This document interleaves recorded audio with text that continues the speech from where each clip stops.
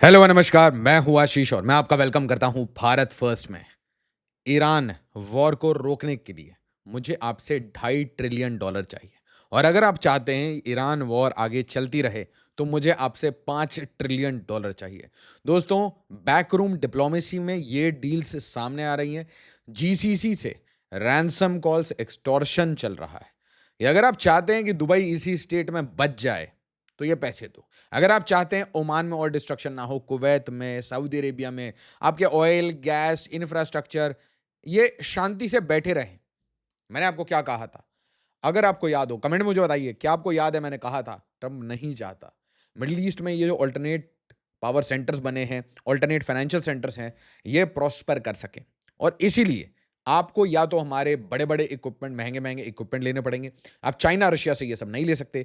उसके साथ-साथ अगर आप ये पैसे-वैसे कमा रहे हो तो इसमें एक मेरा शेयर बनता है। और अगर आप ये सब नहीं कर रहे, ऊपर से आप फ्लर्ट कर रहे हो, ऊपर से आप जीसीसी चला रहे हो, ओपेक चला रहे हो, ओपेक प्लस कर रहे हो, ऑयल, गैस का कार्टेल बना रहे हो और ईरान से अपने बैक चैनल में नेगोशिएशंस भी कर रहे हो, तो एक काम करो, $2.5 ट्रिलियन दो ताकि मैं तो वॉर लॉन्च करूं ग्रेटर इज़राइल बनाने के लिए।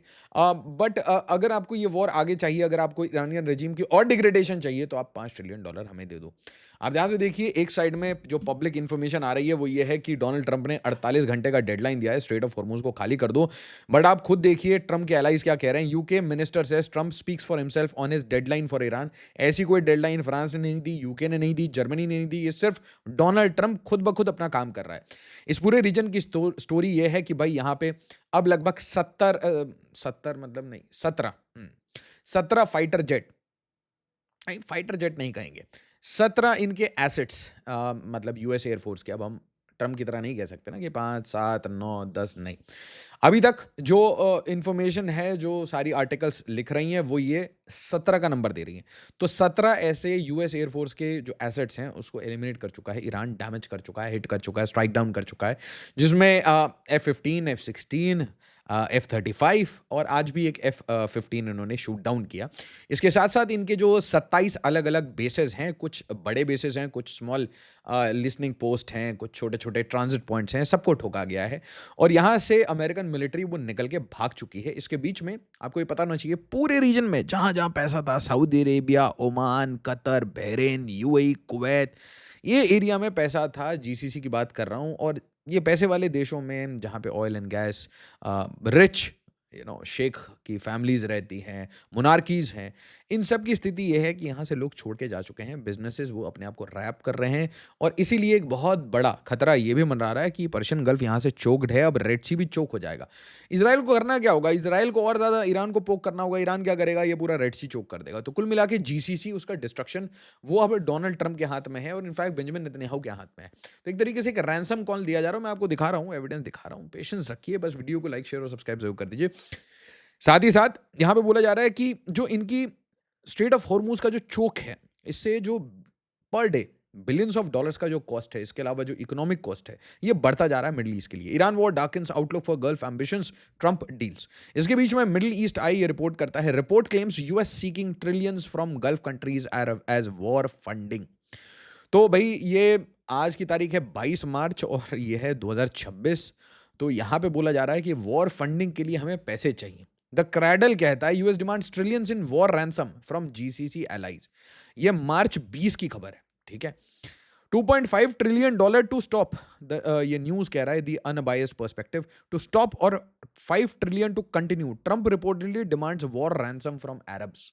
अरब्स को बोला जा रहा है ये जीसीसी और ये ओपेक ओपेक बहुत पैसा कमाया तुमने। मैंने क्या कहा था आपको? इनको दुबई, रियाद वियाद इन सबको डिस्ट्रॉय करना है। मैं आपको एक और चीज़ कह रहा हूँ कि अभी आपको लग रहा है कि ये लोग ईरान के पीछे पड़े हैं, नहीं। They are first looking for the Shia power centre. Shia power centre के बाद ये सुन्नी पावर सेंटर के पीछे जाएंगे। तुर्की को नहीं, पहले सऊदी अरेबिया को टाइट करेंगे। तुर्की की रेजिम डिग्रेडेशन हो रही है। तुर्की में जिस तरीके से इन्फ्लेशन है और जिस तरीके से उन्होंने S-400 वगैरह खरीदा था। अब एक बात बताइए, आप लोग इतने समझदार लोग हैं, अगर ये लोग ईरान के पीछे जाएंगे, सऊदी अरेबिया के पीछे जाएंगे, तो क्या पाकिस्तान के पीछे नहीं जाएंगे? बिल्कुल जाएंगे। तो आपको क्या लग रहा है, ये जो टीटीपी, बलूचिस्तान, ये सब कुछ जो हो रहा है, ये बिना किसी के परमिशन के नहीं हो रहा। परमिशन है कि इनको ठोको यार, सबको ठोको। यहाँ पे बहुत ज़्यादा इन्होंने कचरा फैला रखा है ना? कहीं न कहीं अमेरिका में एक माइंडसेट है कि 9/11 का जो भूत है इनका अभी तक नहीं उतरा। इनको ऐसा लगता है कि पूरी दुनिया में ये जितनी कंट्रीज़ हैं, जिनके पास पैसा है या फिर ज़्यादा रेडिकलाइज़्ड हैं, उन कंट्रीज़ को कहीं न कहीं डिस्टेबलाइज़ करके तोड़-मरोड़ के एंड में सीरिया की स्थिति में ले जाना है और इनके पास पैसे नहीं होने चाहिए क्योंकि they don't deserve to have money. इनके माइंडसेट के हिसाब से समझा रहा हूँ, ठीक है? तो अब ये चीज़ समझ लीजिए। Today we are talking about ये एग्ज़ैक्ट कोटेड मैं आपको पढ़ा रहा हूँ। Today we are talking about certain leaks in which American president is demanding the GCC states pay approximately $5 trillion if they want this war to continue, and if they want it to stop, they must pay 2.5 trillion to the United States for what has been accomplished over the past period. ठीक है, अब $2.5 trillion दे दीजिए और यहाँ पे हम war रोक देंगे। इसको दोबारा से एक और आर्टिकल से पढ़ा देता हूँ। US president Donald Trump is trying to extort, कहीं रैंसम कहीं extortion, Gulf allies for trillions of dollars to wage a war in Iran, allegedly on their behalf, according to an Omani journalist speaking to BBC Arabic. तो BBC का शौकर है भाई, किसी और ने शौक नहीं किया। BBC presenter asked Omani journalist and international affairs researcher Salem El Johari to comment on report that White House was putting pressure. तो क्वेश्चन ही BBC ने पूछा था, BBC अरेबिक ने पूछा था कि हमारे पास ऐसे रिपोर्ट आ रहे हैं कि आपका एक्सटॉर्शन हो रहा है। तो सलेम अल जौहरी ये कमेंट कहता है कि White House was putting pressure on Gulf states to participate more broadly in the war against Iran. This is absolutely true. The Gulf Cooperation Council states are facing pressure, both military and financial pressure. लड़ाई करो, लड़ाई join करो, पैसे भी दो। Today we are talking about certain leaks in which American president is demanding that the GCC states pay approximately $5 trillion. This is just huge. आप सोचिए, war ransom की बात हो रही है, मतलब सिंपल सी बात है, इसको बहुत सिंपल तरीके से समझते हैं। तो हो क्या रहा है, ये वॉर किस चीज़ के लिए हो रहा है?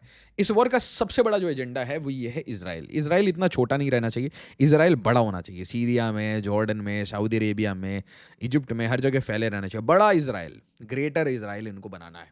इसके साथ साथ ये शिया जो पावर्स हैं इनको एलिमिनेट करना चाहते हैं और सुन्नी जो पावर्स हैं उनको डिग्रेड करना चाहते हैं। तो एज वी स्पीक ईरान जितने बार सऊदी अरेबिया को मार रहा है तो उनकी रेजिम डिग्रेडेशन हो रही है। तो regime degradation is also very important. इसके साथ साथ डिसमेंटल चाइना, चाइना को डिसमेंटल किया जा रहा है, चाहे म्यांमार ले लीजिए, पाकिस्तान ले लीजिए या फिर अब मिडल ईस्ट में ले लीजिए।